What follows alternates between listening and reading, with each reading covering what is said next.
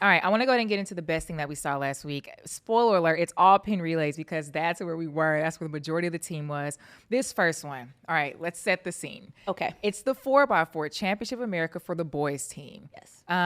Coming into off of the third leg, coming to the fourth leg, who do we have in the lead? Heidel? No. Coming into the fourth leg? Mm-hmm. Was it what Jamaica Kingston team? College? Kingston College. There we go. I knew you knew. That's why I looked at you. We have Kingston College in the lead. Bullis is like fourth or fifth. Yeah. It's not that they're running bad. That's just where they were. Mm-hmm. It's to the point that Quincy ends up running a 43.99 to move to second place. As I predicted. For a high school record, U.S. high school record. Side note, in the sub 44 was the first time that a high school boy had ever went sub 44 in a relay, and Quincy did that 43.99, which is insane to think of, that he's not even a senior yet and put down that type of time. Now, after this relay, how the Penn Relays is structured is that after you run, you walk into the infield. Now, let's go ahead and play this video because imagine you just ran a 4x4 with 43.99, and then here we are. Quincy's obviously tired, seeing colors. Hurting. Like, dude. The official? I wonder what his boss said after that. Yeah. Like, if that's your employee, right, that you're like, guys, make sure we're keeping it professional, make sure we're escorting the athletes to where they need to be. And then all of a sudden you see this video go viral of the person you told, hey, that's not what we're supposed to be doing. Yeah, girl. I saw that video. And mind you, we were there. I missed that part. I think, no, Quincy's fame is like out of this world. It's so impressive. I understand the security. I get the security. I don't think they weren't on the field yet. I don't think they're on the field yet because that's the official beat the security. He beat them there. He ran 43.9 to get there. He probably did. He probably did. The girls I can kind of get, even though Quincy's in a relationship, like the girls I can get, but like the official. Yeah, I would be like, hey, you want to step in my office like Monday morning, bring your stuff. He was, but like the arm around, it was, and the thing that I don't get though, I don't know if this is a hot take, but the thing that I don't understand about the video is that like nobody asked. Nobody said, hey, like if you're seeing it again, like nobody asked, hey, can I take a picture? They just took They're just it. hopping in front of him. Took it.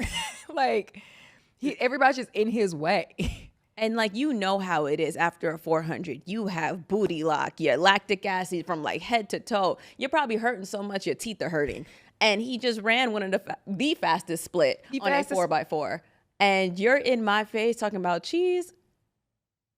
And he didn't pose for one single photo. Yeah, like he can't even breathe. Well, pro tip, if you want a photo with Quincy, just hop in front of him. You'll get a photo. It might look like everybody else's, but you got one. You got one, period. All right, I want to go into this next video. All right, so masters at Penn Relays. Penn Relays has all the way from high school all the way to your masters and college and professional in between.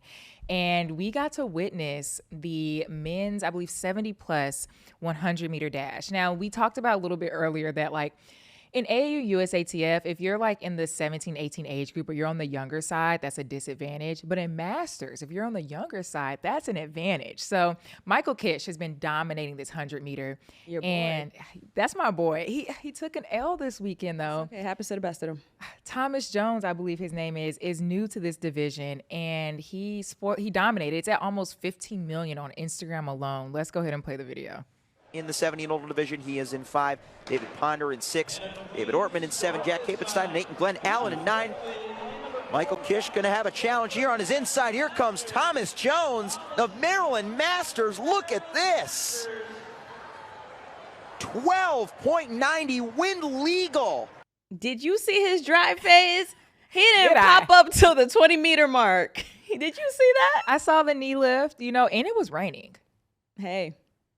Scared money don't make no money. Period. That's your favorite saying. I don't know about that age, but no, that's a fun one. If you haven't seen it, it's on all the platforms, Bleacher Report, Sports Center, everybody has it. It was a fun time. Nia, I want to dive into some top highlights from Penn Relays that you had. Yeah, we spoke about it, touched on it a bit, but definitely want to talk about the 4x4s on both sides, Championship of America boys and girls, starting with the boys. Kingston College did win, but I do want to let you guys know that was not their strongest team. They were missing a leg. I believe Taj Marcus White, he actually won champs, one of the kids who ran 45 in Kingston College, and they still won.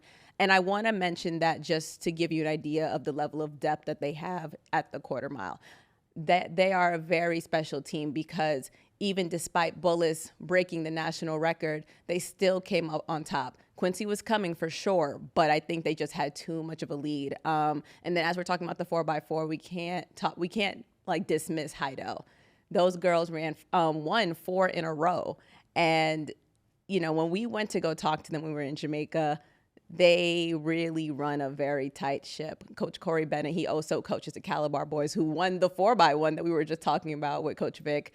He does not play that. He's a very militant manner, but he does run them with love. You know, he's one of those kids whose mom was a teacher, so he's really big on principle and teaching them the whys, not just giving them a workout. For example, they were running 2 450s, and I think they had a couple 150s after, and he just was trying to make it where it's like, listen, I want your muscles to get used to running fast times back to back just because of the way the 4x4 is structured at Penn Relays for the girls. They're running the prelims in the morning and then the finals, the last event of the day. That is a lot on your muscles. You're fatigued, and then again, the rain. So there's a lot of factors playing in this, and despite that, they won for the 4th time in a row in record-breaking fashion. I love that. My favorite thing was it's a great photo, but the Heidel girl walks around and she throws up the 4. I'm like, yes. It's cute for like it was Yes. cute. I said I would frame that. Yeah, those girls, they're sweet. And then even though Bullis didn't come up with the win, the camaraderie that they have for each team, like they came and gave each other hugs. It was really nice to see. The level of respect and the level of sportsmanship, you know, it's amazing to see, and it just shows the type of program that they have going on over there, where it's like, you know, respect them when you lose, respect them when you win.